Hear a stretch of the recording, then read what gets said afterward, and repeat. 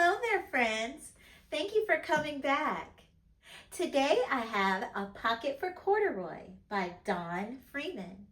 And we also have our dog Benji here, the teacup Yorkie. He's sleeping.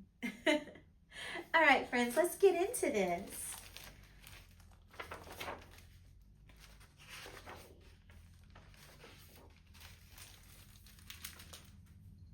Late one summer afternoon, Lisa and her mother took their laundry to the laundromat.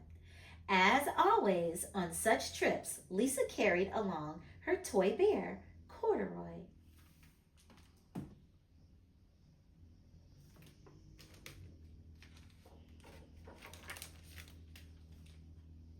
The laundromat was a very busy place at this hour. Now, Corduroy, you sit right here and wait for me, Lisa said. I'm going to help with our wash.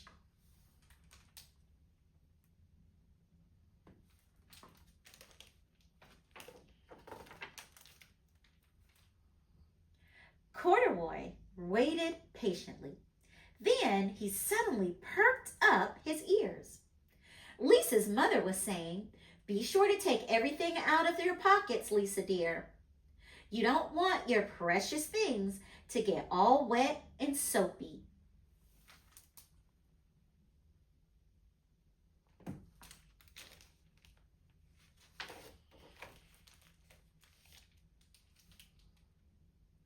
"Pockets," said Corduroy to himself. "I don't have a pocket." He slid off his chair. "I must go find something to make a pocket out of," he said, and he began to look around.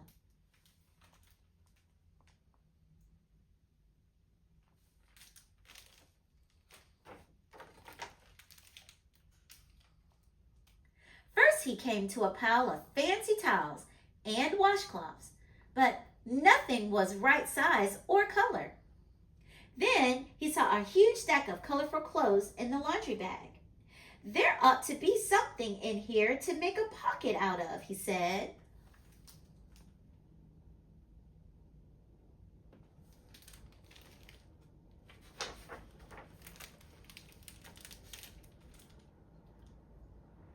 Without hesitating, he climbed inside the bag, which was filled with pieces of wet laundry.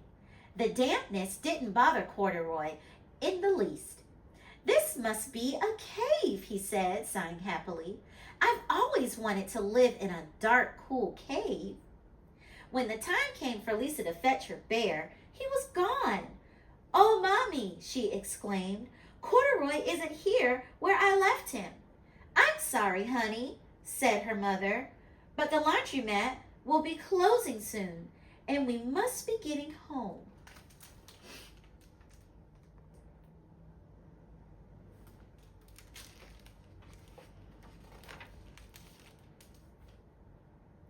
Lisa was reluctant to leave without Corduroy, but her mother insisted. "You can come back tomorrow," she said. "I'm sure he will still be here." As they left, a young man wearing an artist's beret was taking his wet laundry out of a bag, the very bag Corduroy had discovered.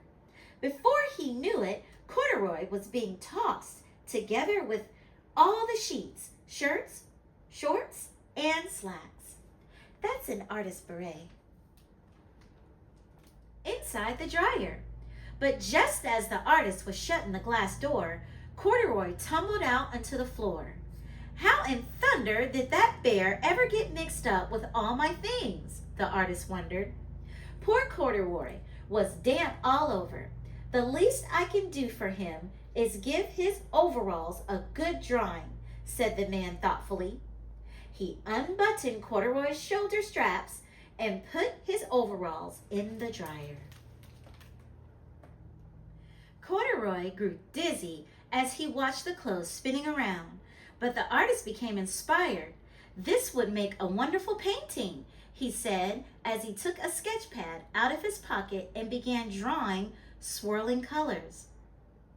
"I can hardly wait to get back to my studio." Finally, the dryer stopped whirling and the man gathered up the clothes. Then he helped Corduroy put on his warm, dry overalls. All at once, the manager of the laundromat called, "Closing time! Everybody out!"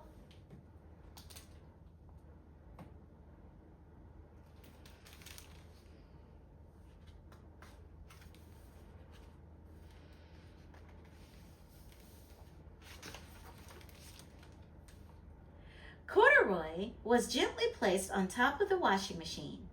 "I wonder who that bear belongs to," said the artist as he was leaving. "Seems to me he should have his name someplace. He's too fine of a fella to be lost." As soon as the lights were turned off, Corduroy began his search again. He was surprised to see something white glowing in the dark. "Maybe it's snow," he said excitedly. "I've always wanted to play in the snow."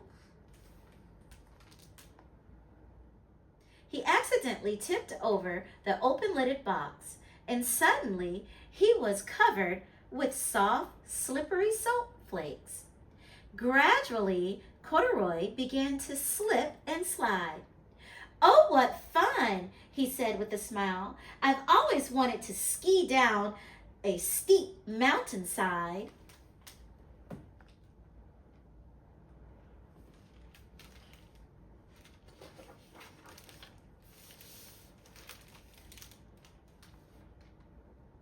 He landed paws first in an empty laundry basket. "This must be a cage," he said, peeking through the bars. "I've never wanted to live inside a cage like a bear in the zoo." But by now, Corduroy felt drowsy, and soon he nodded off to sleep.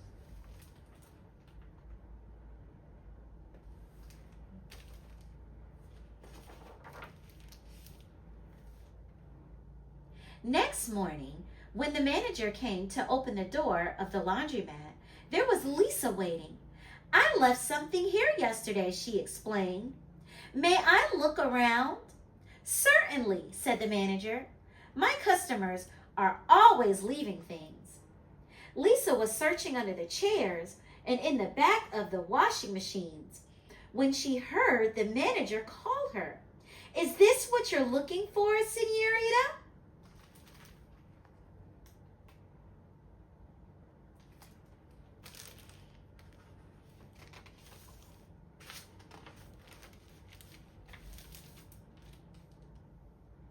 "Yes, yes! He's my best friend!"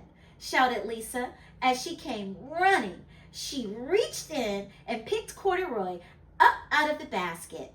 "So this is where you've been, you little rascal," she said. "It's time I took you home." Lisa thanked the manager and ran out the door and down the street, holding Corduroy tightly in her arms. "I thought I told you to wait for me," she said. "Why did you wander off?" "I went looking for a pocket," Corduroy said. "Oh, Corduroy, why didn't you tell me you wanted a pocket?" asked Lisa, giving him an affectionate squeeze. That very morning, Lisa sewed a pocket on Corduroy's overalls. "And here is a card I've made with your name on it for you to keep tucked inside," she said. "I've always wanted a purple pocket with my name tucked inside," said Corduroy as he and Lisa snuggled noses.